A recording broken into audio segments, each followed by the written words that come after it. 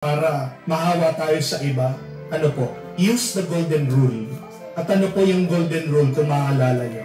Do unto others what you want them to do unto you. Gawin mo sa iba kung ano yung gusto mo gawin nila sa iyo. Anong ibig sabihin nun?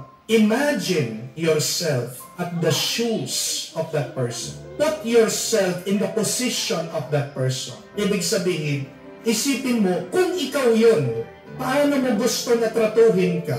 Kung ikaw yun, subukan mo na lumakad doon sa kanyang buhay.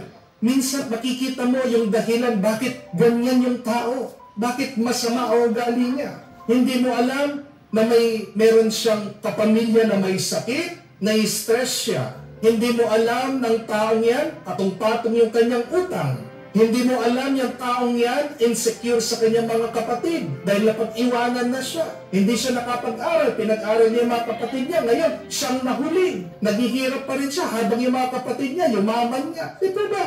Baka hindi rin natin alam yung taong yan, may sakit siya, tinatago lang niya. O baka nag-midlife. Merong mga pangarap na tanda-tanda na niya, hindi pa niya naabot. Try to walk at the shoes of others. Imagine yourself being in the position, in the life of that person.